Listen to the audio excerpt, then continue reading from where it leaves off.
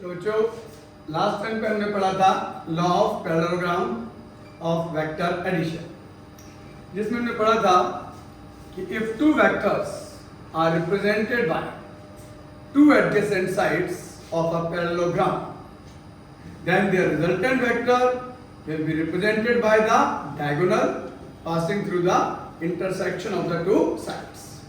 Magnitude of resultant vector के लिए formula निकाला था अपन ने, r equals to under root of a square plus b square plus 2ab cos theta, जहां a और b होते हैं दोनों वेक्टर्स के मैग्नीट्यूड्स और थीटा होता है उनके बीच का एंगल। इसके लिए डायरेक्शन के लिए भी फॉर्मूला निकाला था अपन ने, अगर a वेक्टर के साथ रिजल्टेंट वेक्टर एंगल बनाता है अल्फा, तो tan अल्फा इक्वल टू होता है b sin theta upon a plus b cos theta. तो आज हम इसके पढ़ेंगे special cases.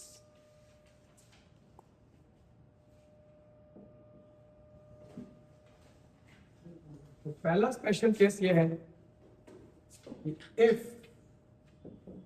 a vector and b vector are mutually perpendicular, ये पहला केस है। एंगल कुछ भी हो सकता है दो वेक्टर्स के बीच में, तो एक कंडीशन ये कि दोनों कैसे हो, म्यूचुअली परपेंडिकुलर। जब दो वेक्टर्स म्यूचुअली परपेंडिकुलर होते हैं इसका मतलब क्या है कि इनके बीच का एंगल थीटा कितना होगा, 90 डिग्री। परपेंडिकुलर के लिए थीटा क्या होता है, 90 डिग्री। ये ध्यान रखना, तीन कंडीशन, परपेंडिकुलर के लिए थीटा 90 डिग्री, पैरेलल के लिए थीटा 0 डिग्री और अपोजिट के लिए थीटा 180 डिग्री। यहाँ पहला केस ले रहे हैं कि दोनों कैसे हैं, परपेंडिकुलर यानी थीटा इक्वल्स टू 90 डिग्री। जैसे एक वेक्टर ये है a वेक्टर और दूसरा वेक्टर ये है b वेक्टर, दोनों कैसे हैं, एक दूसरे के परपेंडिकुलर हैं, इनके बीच का एंगल जो बनेगा थीटा इक्वल टू क्या होगा, 90 डिग्री। तो देन जो मेन फार्मूला है इसी का यूज करेंगे। रिजल्टेंट वेक्टर के मैग्नीट्यूड का फार्मूला क्या होता है, r equal to under root of a square plus b square, हम लिखेंगे a square plus b square. Root पर पूरा ध्यान रखना, पूरे का रूट है under root a square plus b square plus 2ab cos theta की जगह क्या रख देंगे, 90 डिग्री। बाकी पूरा सेम है, थीटा की जगह क्या रखा, 90 डिग्री। क्लियर है कि नहीं? बट cos 90 डिग्री जानते हो आप क्या होता है? cos 90 डिग्री क्या होता है, 0। होता है 0। cos 90 डिग्री क्या होता है, 0। और अगर cos 90 डिग्री वैल्यू यहाँ 0 रख दिया हमने, तो 0 इंटू एनीथिंग क्या हो जाता है, 0। यानी ये पूरा 2ab cos 90 क्या हो जाएगा, 0। देयरफॉर r क्या हो जाएगा, ओनली ना, r इक्वल टू जाएगा ओनली अंडर रूट रहेगा a square plus b square की रहेगा। बस ये जो है ये चीज क्या हो गई, r इक्वल टू क्या हो जाएगा, केवल under root of a square plus b square.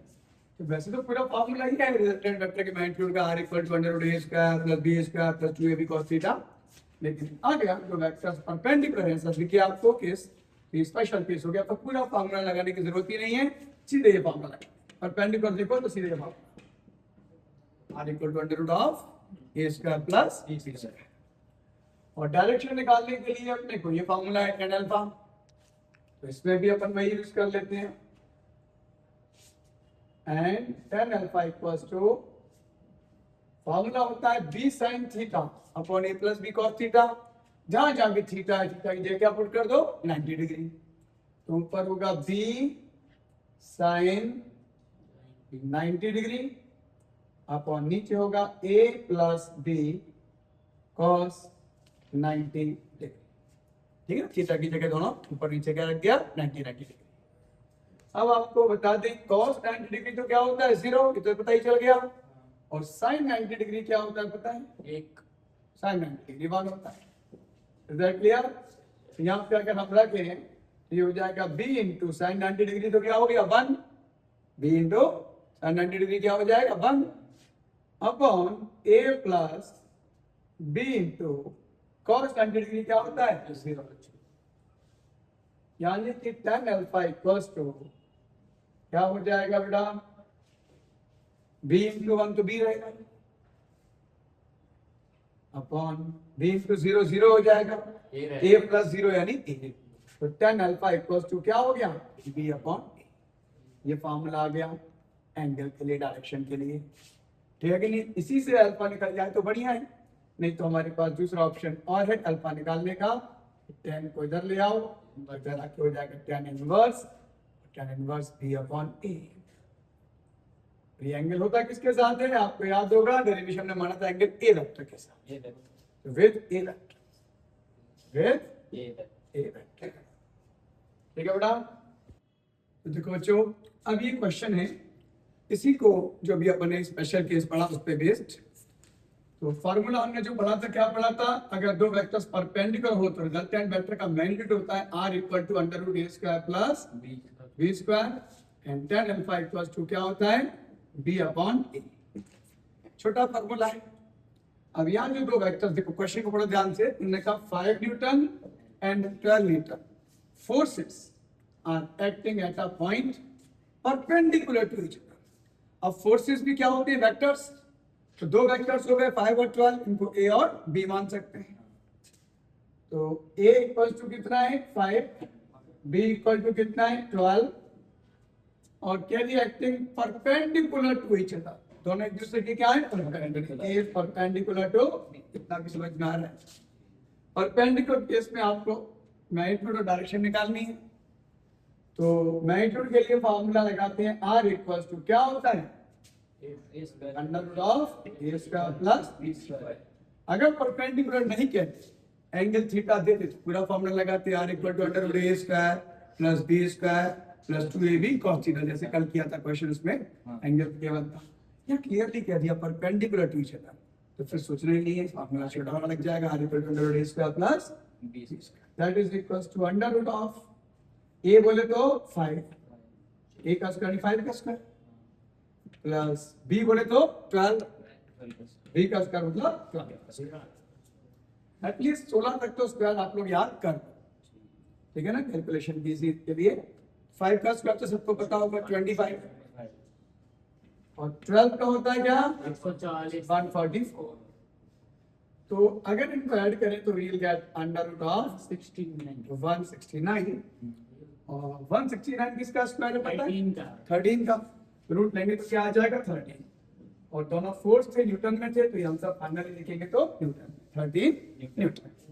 What it, दो वेक्टर्स थे 5 न्यूटन 12 न्यूटन, फोर्सेस थे, फोर्स भी वेक्टर है, उनको ए और बी नाम दे दिया। परपेंडिकुलर कह दिया तो आप समझ गए, स्पेशल केस परपेंडिकुलर वाला। तो क्या होता है फॉर्मूला प्रोडक्ट इसमें, रिजल्टेंट वेक्टर के मैग्नीट्यूड का r equal to under root of A square plus B square, A 5 है बी 12। बोलो कोई दिक्कत कैलकुलेशन में? अभी 3 स्क्वायर यहाँ पे आपको जरूरत पड़ी तो याद हो तो बढ़िया, 5 का स्क्वायर 25, 12 का स्क्वायर 144, 13 का स्क्वायर 169। अब इसके बाद आपको क्या फाइंड करना है, magnitude and direction of resultant force. ये तो क्या आया मैग्नीट्यूड। अब डायरेक्शन निकालने के लिए फॉर्मूला tan अल्फा वाला, tan alpha b upon A, ठीक है कि नहीं। तो tan alpha b equal to formula होता है b अपॉन ए। b बोले तो 12, 5 a बोले तो 5, tan alpha equal to 12/5। Therefore alpha equal to क्या होगा, tan है, इधर आके क्या हो जाएगा tan, ठीक है, tan के ऊपर पावर -1 लगा दी, क्या पढ़ते हैं इसको tan इनवर्स। tan इनवर्स क्या 12/5 होता किसके साथ है, with A vector. A vector कौन है यहाँ 5 न्यूटन फोर्स, लास्ट में टॉर लिख देंगे, विद 5 न्यूटन फोर्स, ठीक है कि नहीं।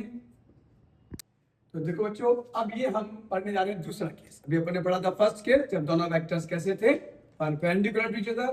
परपेंडिकुलर के केस में थीटा क्या होता है 90 डिग्री ना। अब हम देख रहे हैं क्या कि ए वेक्टर और बी वेक्टर क्या है, दूसरा केस है पैरेलल टू ईच अदर।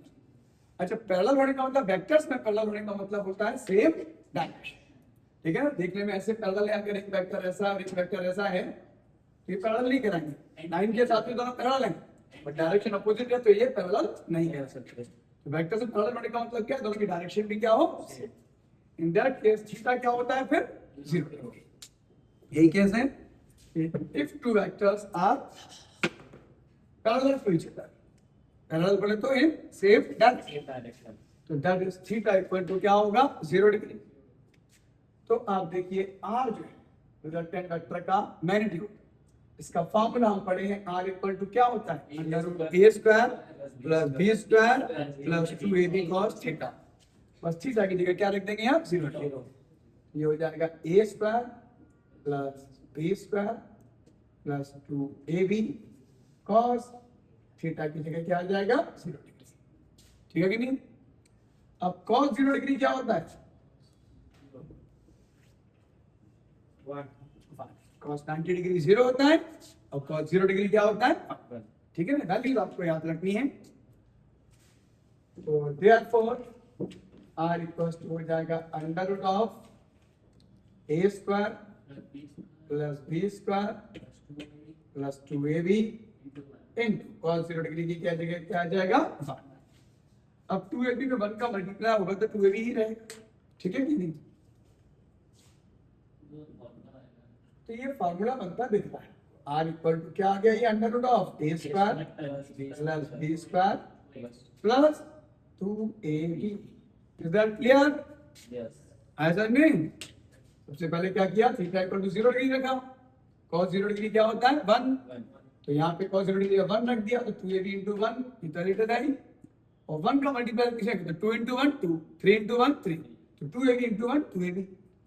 अब आप देख रहे हो रूट के अंदर क्या बन रहा है, A square plus B square plus 2ab, जो हम जानते हैं फॉर्मूला होता है किसका, a प्लस b के होल स्क्वायर का। तो r इसका हम ऐसे लिख सकते हैं r equal to whole root तो है ही, और नीचे ये बन गया अंदर a प्लस b का होल स्क्वायर पे होल रूट भी है, होल स्क्वायर से होल रूट कैंसिल हो जाएगा, r इक्वल टू क्या रह जाएगा जस्ट a प्लस b। तो a और b दोनों वेक्टर्स के मैग्नीट्यूड्स हैं और रिजल्टेंट वेक्टर का मैग्नीट्यूड r है। तो अगर दोनों वेक्टर्स की डायरेक्शन सेम हो, सेम डायरेक्शन में हो, पैरेलल हो, तो उनके जो रिजल्टेंट का मैग्नीट्यूड होता है उनके इंडिविजुअल मैग्नीट्यूड्स के सम के इक्वल होता है, और इस कंडीशन में ये होता है ग्रेटेस्ट और वी कैन से मैक्सिमम। यानी दो वेक्टर्स का रिजल्टेंट मैक्सिमम कब होगा, ग्रेटेस्ट कब होगा, when they are parallel to each other, that is in the same direction। और क्या होगा ग्रेटेस्ट रिजल्टेंट दोनों वेक्टर्स का, a plus b। Is that clear? ये तो आया क्या मैग्नीट्यूड। डायरेक्शन के लिए फॉर्मूला क्या होता है, तो आपको बताया tan alpha equals to, formula होता तो है b sin theta upon a plus b cos theta. जहां जहां थीटा है, थीटा की जगह क्या पुट कर देंगे 0 डिग्री, ये हो जाएगा b sin 0 degree upon a plus b cos 0 degree. Now sin 0 degree क्या होता है, 0 into anything 0 upon anything, मतलब ये तो 0 ही आ जाएगा, 0 upon anything 1 कैसे हो जाएगा, 0 के अपॉन कुछ भी कर दो, बड़ी से बड़ी संख्या 0 ही जाएगा। तो समझ में आ गया, पूरा इसलिए कैलकुलेट ही नहीं किया, ऊपर ही देखा sin 0 0, तो 0 into anything 0, 0 upon anything 0, तो सीधे क्या आ गया 0, तो tan अल्फा क्या आ गया 0। तो 0, लेकिन हम जानते हैं tan में 0 डिग्री की वैल्यू, tan 0 डिग्री होता है 0, तो इसको हम tan 0 डिग्री लिख सकते हैं। क्या लिख सकते हैं 0 को, tan 0 डिग्री। ठीक है, now tan alpha equal to tan 0 degree, तो दोनों तरफ से tan पे हटा देंगे, अल्फा इक्वल टू क्या आ गया 0 डिग्री। अब अल्फा ये एंगल किसका है, जो रिजल्टेंट वेक्टर की डायरेक्शन, रिजल्टेंट वेक्टर की डायरेक्शन बता रहा है। रिजल्टेंट वेक्टर एक वेक्टर के साथ 0 डिग्री एंगल बना रहा है, मतलब उसी की डायरेक्शन में पैरेलल है, और ए और बी दोनों आपस में पैरेलल हैं।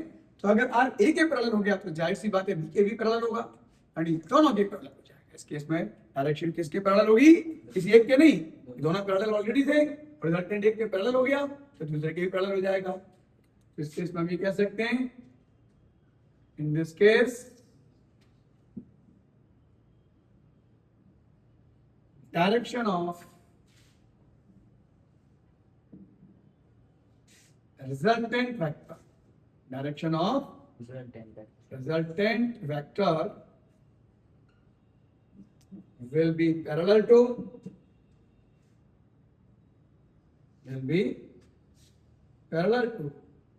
both the vectors, both the vectors in direction किसके पैरेलल होगी? दोनों वेक्टर्स के पैरेलल हो जाएगी। है क्लियर? जैसे कि एग्जांपल से मैं समझाता हूं, फोर्स वेक्टर क्वांटिटी होती है। तो अगर आप एक बॉडी लेंगे और उस पर दो फोर्स लगाएं, एक फोर्स ये है F1, एक फोर्स ये है F2, दोनों ही फोर्स कैसे लग रहे हैं? सेम डायरेक्शन में।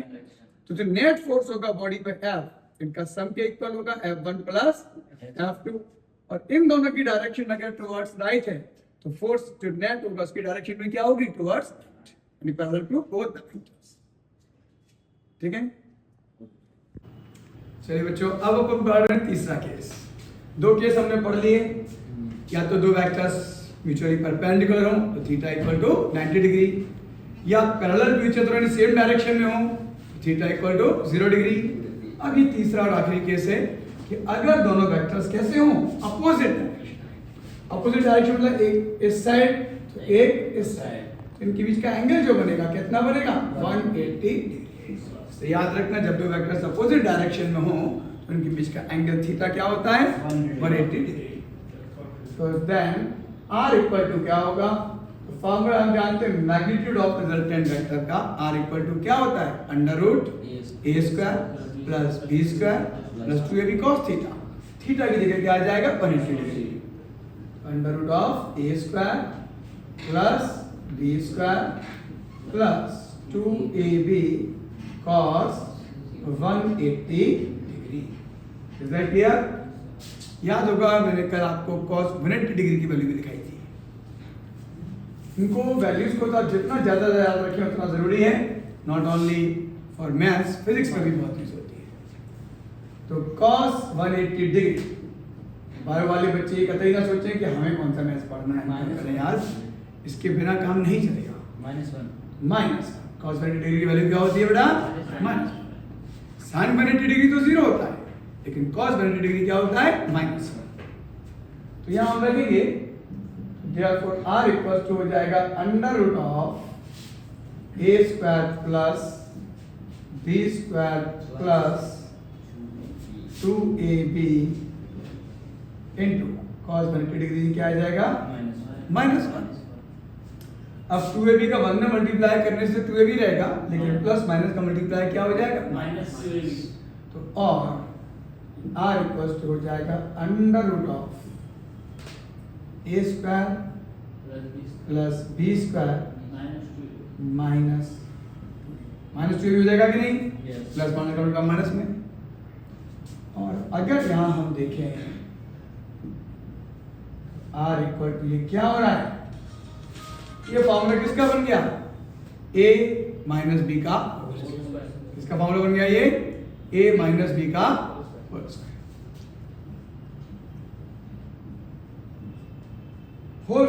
होल रूट से होल स्क्वायर कैंसिल हो जाएगा, तो r इक्वल्स टू क्या बचेगा? a